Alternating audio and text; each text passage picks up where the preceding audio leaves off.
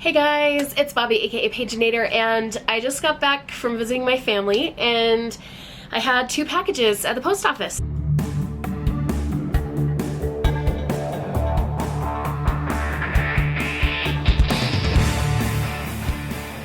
Boxes today. We have Book of the Month. This is March Book of the Month box, and then Fairyloot is February's, because that's how their schedule works. Let's go. Alright, for Book of the Month, I didn't get really any add-ons technically. Once you've reached a certain status called BFF status, meaning you've ordered 12 months in a row, I believe that's how it goes, or been subscribed for 12 months, or so. Anyway, you get a free copy of one of their books of the year once they've announced them. So, in the March box, sorry, that's noisy, we got to pick one of those as a choice, and a couple of them I already had. And then there was some that just didn't look interesting, but I did choose one because it was free. Like, you never turn your nose at a free book, right? Even if I had liked none of them, I could have picked one to give away to a friend or something. But anyway, we have the bookmark. Let's get to the BOTM of this. Clever pun. And there's a card that shows the 5 finalists for their book of the year, and the winner was Yours Truly by Abby Jimenez, which I already have and I haven't read. But I read her book Part of Your World in January, and it was my favorite of that month, so I definitely need to get to it. The book of the year finalist that I chose is by Lisa Jewell, None of This Is True. Celebrating her 45th birthday at the hot new local pub, popular podcaster Alex Summer crosses paths with an unassuming woman called Josie Fair. Josie, it turns out, is also celebrating her 45th birthday. They are, in fact, birthday twins. A few days later, Alex and Josie bump into each other again, this time outside Alex's children's school. Josie has been listening to Alex's podcast and thinks she might be an interesting subject for her series. She is, as she tells Alex, on the cusp of great changes in her life. Josie's life appears to be strange and complicated, although Alex finds her unsettling. She can't quite resist the temptation to keep going on the project. Slowly, she starts to realize that Josie is hiding some very dark secrets, and before she knows it, Josie has inveigled her way into Alex's life and into her home. Ugh. But as quickly as she had arrived, Josie Fair disappears. Only then does Alex discover that Josie has left a terrible and terrifying legacy in her wake, and that Alex has become the subject of her own true crime podcast, with her life and her family's lives in grave danger. Then we're going on to the book that I chose for the month of March, for my March box choice, Listen for the Lie by Amy Tintera. This is also about a podcaster, I believe. It says, Lucy and Savvy were the golden girls of their small Texas town, pretty smart and enviable. Lucy married a dream guy with a big ring and an even bigger new home. Savvy was the social butterfly loved by all, and if you believe the rumors, especially popular with the men in town. But after Lucy is found wandering the streets covered in her best friend Savvy's blood, everyone thinks she is a murderer. It's been years since that horrible night, and a night Lucy can't remember anything about, and she has since moved to LA and started a new life. But now the phenomenally huge hit true crime podcast Listen for the Lie and its new 2 good-looking hosts, Ben Owens, have decided to investigate Savvy's murder for the show's 2nd season. Lucy is forced to return to the place she vowed never to set foot in again to solve her friend's murder, even if she is the one who did it. The truth is out there, even if we just listen. I do love a good true crime podcast. Alright, now we're ready for the Fairyloot box, and as usual, I'm going to open it up for you guys. Is that a goose? It appears to be a goose holding a small sword or dagger in their mouth, and it says it's the Jasad Air mug. I have no idea what that means other than a mug. This mug is designed by @BlueLeeBoo, and, oh! I was not expecting a transparent mug. Glass.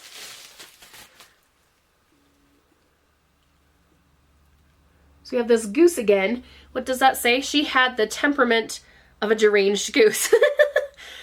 Oh, does this mean that this is what the book of the month is? This whatever air? If so, that's fine, but I don't want to be spoiled for what the book is by an item. Okay, don't complain. You're complaining on the first item to stop. Sorry, I had to have a little self-coaching moment there. I'll be honest, that mug is probably not what I'm going to keep. I have students who love when I give away things, so I might give it away to one of them or to a friend. I don't know. But that's just not my cup of tea. Okay, we have a baseball cap that says Basquiat. Is that how you say it? Basquiat? I don't know. This is the school from Fourth Wing, right? I don't see a card to find information. Let me dig around to see if it's underneath things. Oh, yep. Okay, so the theme for the February box is A Moth to a Flame. And the corduroy cap represent Basquiat War College from the Empyrean series by Rebecca Yarros with a stylish corduroy cap, as if you were a student there yourself. I could never be a student there unless it was in the scribe quadrant. Is that what it's called? The scribe quadrant. And even then I'm not sure because they're underground and I don't like being underground all that much. But definitely would not be in the writer quadrant because no. But this is a cute hat. I often wear hats when I go camping. That's the time when I most often wear hats anyway. So I'll save that for that time. While I was reaching for the spoiler card, I also grabbed hold of these cards. We have 3 of them this time. She looks like Merida from Brave. Although I highly doubt that's who they're inspired by. Let's see. This month's tarot card set features Rune as the Page of Moons card, Gideon as the Knight of Moons, and the characters from The Crimson Moth by Kristen Ciccarelli are brilliantly illustrated by the amazing @Rosalind Arts.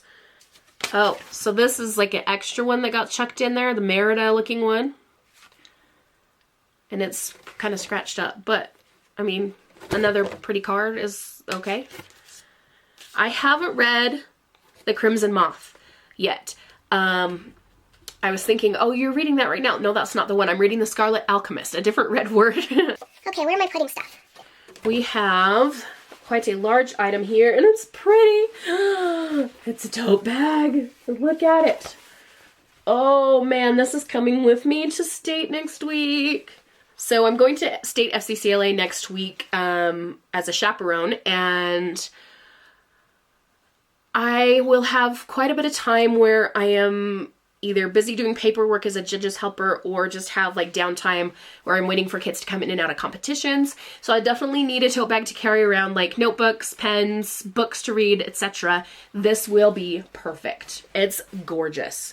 Let's see who the designer is on this one. Chatty Nora. Carry your next book haul in this dreamy bookshelf tote bag. It features books with characters that simply could not stay away from one another.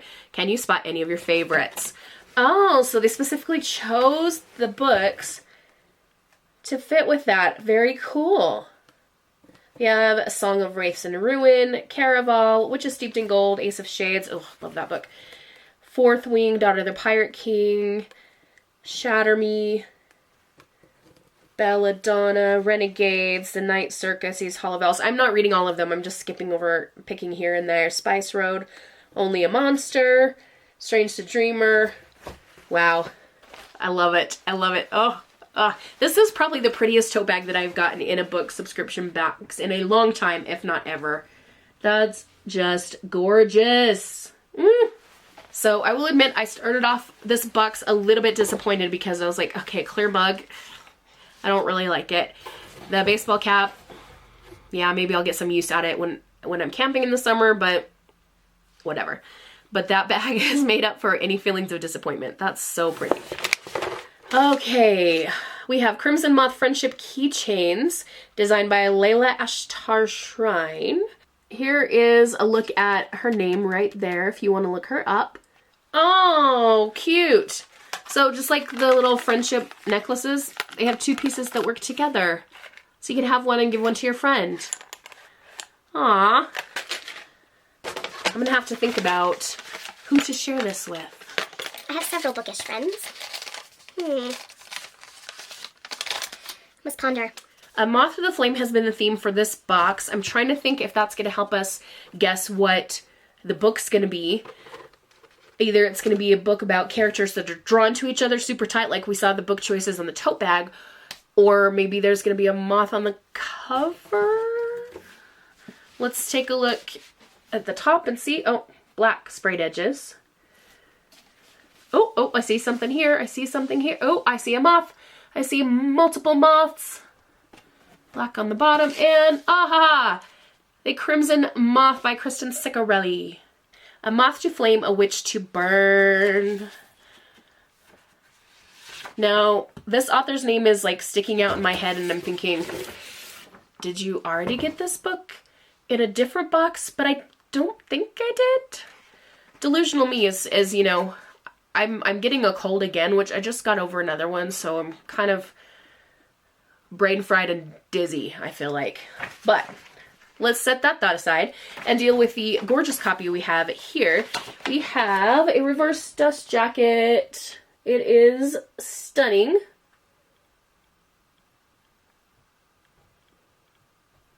We also have foiling on the front cover, on the spine, and on the back. It's really, really beautiful. Ooh, ooh.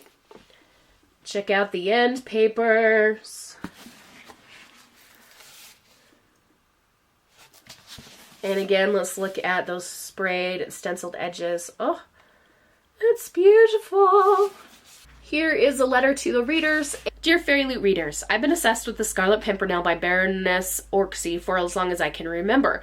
A few years ago, I was craving all things Scarlet Pimpernel, and after devouring the book, the film, and the TV show, I went searching for retellings. Sadly, the pickings were slim, like really slim, so I decided to write my own to satisfy my craving. I asked myself, what if I gender swapped the Scarlet Pimpernel? And what if instead of French aristocrats getting executed, their witches who once ruled were overthrown and are now hunted down? And voila, a book was born. Every book is different. Some take years, decades even to write, some are painful and hard, and every word feels like torture. But this one felt like falling in love, breathless and easy and fun. At times it seemed like someone was handing me the story piece by piece, and all I had to do was write it down furiously, trying to keep up before it outpaced me. I hope that's your experience too. I hope the Crimson Moth makes your breath catch and your pulse race as you root for this tender-hearted witch and the tragic boy who's hunting her. Happy reading. Nice. And as always, we have to read the dust jacket synopsis as well. It says, Book 1 in the Crimson Moth duology. Ooh, a duology. The only thing more treacherous than being a witch is falling in love. On the night Rune's life changed forever, blood ran in the streets. Now, in the aftermath of a devastating revolution, witches have been diminished from powerful rulers to outcasts ruthlessly hunted due to their waning magic, and Rune must hide what she is. Spending her days pretending to be nothing more than a vapid young socialite, Rune spends her nights at the Crimson Moth, a witch vigilante who rescues her kind from being purged. When a rescue goes wrong, Rune decides to throw the witch hunters off her scent by courting the handsome Gideon Sharp. Except Gideon is a notorious and unforgiving witch hunter loyal to the revolution, and falling for him would be deadly. Okay, witch and witch hunter. I have to have gotten this book somewhere else. I will figure out. Oh, it's so familiar. And I remember thinking about witches and witch hunters and looking at my shelf and talking about Serpent and Dove. And crap.